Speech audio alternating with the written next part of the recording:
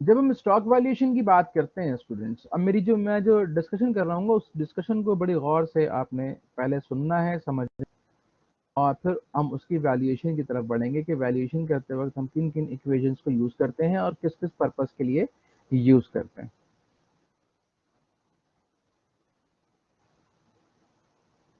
जब हम balance sheet को देखते हैं तो बैलेंस शीट के अंदर आपको राइट साइड पे तो सारे एसेट्स नजर आते हैं, करंट एसेट्स, फिक्स्ड एसेट्स और फिर उनके टोटल एसेट्स। जब राइट साइड पे हम डाटा पुट करते हैं तो राइट साइड पे हम क्या क्या इंफॉर्मेशन डालते हैं बैलेंस शीट में। मैं थोड़ा सा बेसिकली आपको रिव्यू इसलिए देना चाह रहा हूँ कि थोड़ा आप रिफ्रेश हो जाएं कि बैलेंस शीट में क्या क्या कंपोनेंट्स होते हैं। तो लेफ्ट साइड का तो मैंने आपको बता दिया, राइट साइड का बताइए। डेट आता है, ठीक है।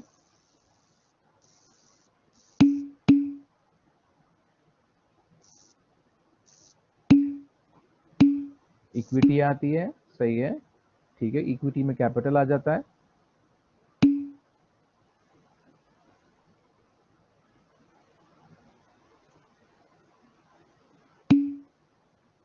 ठीक है, इक्विटी आती है, सही है। हाँ, रिटेन अर्निंग आपका इक्विटी का पार्ट बन जाता है। Long and short term loans आते हैं, ठीक है। डिविडेंड्स का इम्पैक्ट आ जाता है, ठीक है। इक्विटी आ जाती है, सही। अच्छा, अब इसका सीक्वेंस जो है वो कुछ इस तरीके से बनता है कि सबसे पहले आप बैलेंस शीट के अंदर करंट लायबिलिटीज को मेंशन करते हैं, उनके हेड्स लेते हैं। उसके बाद आप हेड्स लेते हैं लॉन्ग टर्म डेट के हवाले से। लॉन्ग टर्म डेट चाहे वो बैंक से लिया हुआ है, चाहे वो बॉन्ड की सूरत में है। और उसके बाद फिर आप हेड्स मेंशन करते हैं इक्विटी के हवाले से, स्टॉक होल्डर इक्विटी या शेयर होल्डर्स इक्विटी के हवाले से आप हेड्स मेंशन करते हैं, जिसके अंदर आपके प्रेफर्ड स्टॉक आ जाता है, कॉमन स्टॉक आ जाता है, और उसके फिर फर्दर ब्रेकअप आ जाते हैं रिटेन अर्निंग के हवाले से, एडिशनल नेट इनकम के हवाले से, डिविडेंड इम्पैक्ट आ जाते हैं। तो बेसिकली जो मेन कंपोनेंट्स होते हैं आपके जो लायबिलिटी एंड इक्विटी साइड है, उसमें पहले होता है करंट लायबिलिटी, फिर होता है लॉन्ग टर्म डेट, और फिर होता है शेयर होल्डर्स इक्विटी। तो ये जो स्टॉक वैल्यूएशन है बेसिकली ये शेयर होल्डर्स इक्विटी के हवाले से वर्कआउट होता है। यानी अगर आपको किसी एक कंपनी के स्टॉक की वैल्यू, करंट वैल्यू मालूम करनी है, तो उसके लिए हम स्टॉक वैल्यूएशन से सपोर्ट लेते हैं। हम स्टॉक मार्केट के अंदर इन्वेस्टमेंट का प्लान कर रहे हैं और वहां जाके हम देख रहे हैं जी कि मान लें KSE 100 इंडेक्स। अब KSE 100 इंडेक्स के अंदर 100 लिस्टेड कंपनीज हैं जो कि डिफरेंट प्राइसेस के ऊपर ट्रेड हो रही हैं। अब वो तो प्राइस वो है जो कि मार्केट के अंदर मौजूद है। इन एक्चुअल इस वक्त उसकी प्राइस क्या होनी चाहिए, बिल्कुल वैसे जैसे हमने बॉन्ड वैल्यूएशन के अंदर ये देखा प्राइस निकाल के कि बॉन्ड की इस वक्त प्राइस क्या होनी चाहिए, और उस प्राइस को फिर हमने मार्केट से कंपेयर करके देखा कि मार्केट में कितने का अवेलेबल है। उसकी बेसिस के ऊपर आप प्लान कर रहे हो कि अब मुझे उसको बाय की तरफ जाना चाहिए या मुझे सेल की तरफ जाना चाहिए।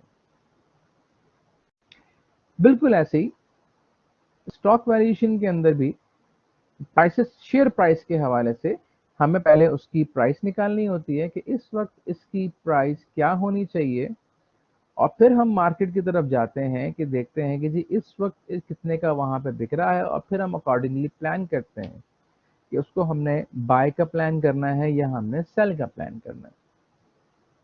अगर होल्डिंग है तो इसका मतलब या तो आप फर्दर बाय करोगे या फिर सेल करोगे। होल्डिंग नहीं है तो फिर इसका मतलब आप प्लान करोगे तो उसको बाय करना चाहिए या नहीं करना चाहिए।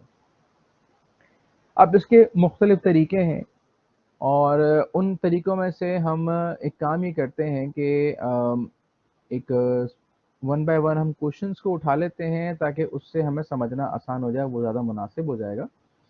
बस एक मिनट मुझे दीजिएगा, मैं ज़रा फाइल ओपन कर लूँ। क्वेश्चन अगर आपके सामने होगा तो वो मेरा ख्याल है इस पोजीशन पे समझना थोड़ा बेहतर हो जाएगा।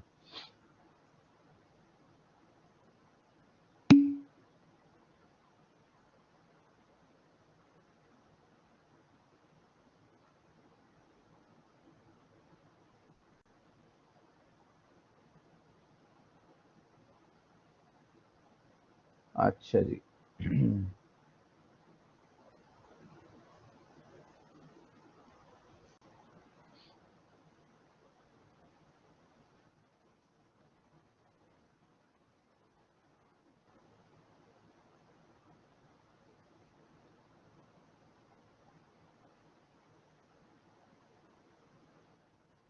चलें जी, ये आ जाता है हमारे पास पहला question. Now you own a stock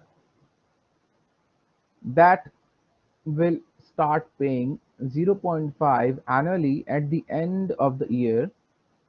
It has zero growth in future. If the required rate of return is 14%, what should you pay per share? यानी एक स्टॉक है जो कि अभी कंपनी जो है उसके ऊपर 0.5 एनुअली डिविडेंड देना स्टार्ट करेगी। जो ग्रोथ है उसकी वो ज़ीरो है फ्यूचर में, और रिक्वायर्ड रेट ऑफ रिटर्न यानी कि मार्केट रिटर्न, इसको अदर वर्ड्स में investor required rate of return भी बोलते हैं, कि जो मार्केट की डिमांड है वो इस वक्त 14% है, इन्वेस्टर जो है 14% रिटर्न डिमांड कर रहा है। व्हाट शुड यू पे पर शेयर, तो आप कितनी मालियत का, इसका कितनी अमाउंट पे करोगे अगर आप इसको बाय का प्लान करते हो।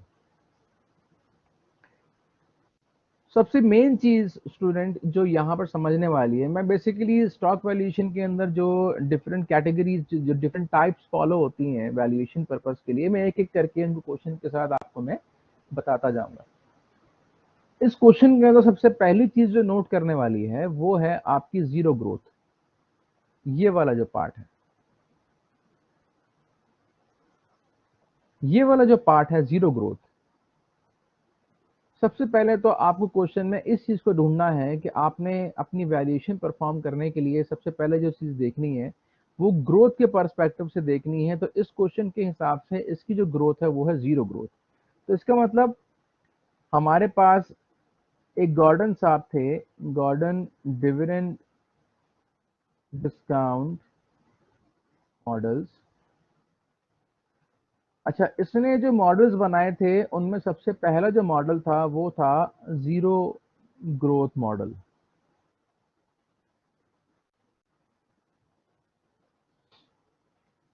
और जीरो ग्रोथ मॉडल में ये बिल्कुल एग्जैक्टली वही चीज है जिस तरीके से हमने परपीचुइटी में हमने जो फॉर्मूला यूज किया था। अगर किसी को याद हो, हमने कल ही टाइम वैल्यू ऑफ मनी के अंदर परपीचुइटी का फॉर्मूला यूज किया था। तो कोई मुझे भी जरा बताए कि वो फॉर्मूला क्या था।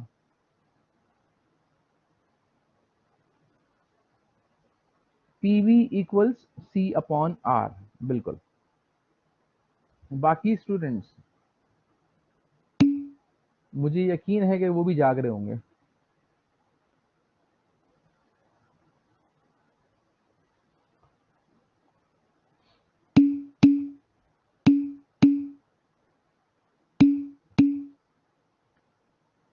तो PV equals C upon R. अच्छा, ये जो सी अपॉन आर है, इसमें जो सी की टर्म है वो परपीचुइटी के पर्पज से यूज होती है। ठीक हो गया। हम क्या करेंगे कि सिंपल ये जो सी है ना, इस सी को हम कन्वर्ट कर देते हैं डी से। अब इस डी के अंदर आप इसको हम वन बाय वन करके रीड कर लेते हैं। पीवी, इसका हमें पता है ऑलरेडी कि पीवी को हम, पीवी की जो है ना उसको हम कहते हैं present value. D stands for dividend, और आर जो है आपका वो हो गया रेट ऑफ रिटर्न। इसके बारे में तो आप ऑलरेडी जानते हैं। ठीक हो गया।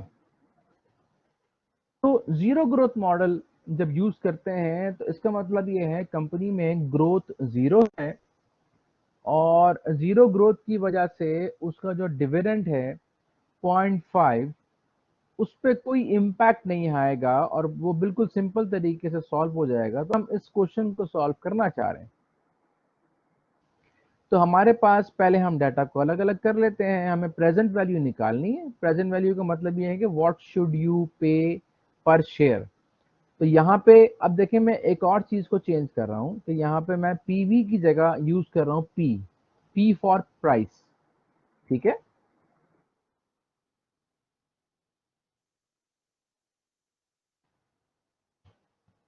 P for price, D for dividend, R for इस वक्त क्या प्राइस होगी, इनिशियल प्राइस नहीं, current price, market value, market price, current value, current price. तो हमने निकालनी है इसकी प्राइस, और प्राइस के लिए हमारे पास देखें क्वेश्चन के अंदर हमारे पास क्या क्या वैल्यूज मौजूद हैं, ये तो हमने फाइंड आउट करनी है। देखिए हमारे पास डिविडेंड क्या लिखा हुआ है, 0.5। यस, 0.5 जो कि एनुअली पे किया जाएगा, और जो रेट ऑफ रिटर्न है हमारे पास वो है 14%। तो using P is equals D upon R, अगर हमें इसकी प्राइस निकालनी है तो सिंपल हम क्या करेंगे, हमारे पास जो डिविडेंड है, यस, उसको हम डिवाइड कर देंगे रेट से, और हमारे पास इसका आंसर आ जाएगा 3.57। तो ये तो हो गया स्टूडेंट जीरो ग्रोथ मॉडल, जहां पे हम ये देखते हैं कंपनी में ग्रोथ नहीं है। इसको भी हम फर्दर आगे डिस्कस कर रहे होंगे, उसके लिए परेशान होने की जरूरत नहीं है। तो ये हो गया हमारा क्वेश्चन नंबर 1। तो यहां तक मामला क्लियर स्टूडेंट?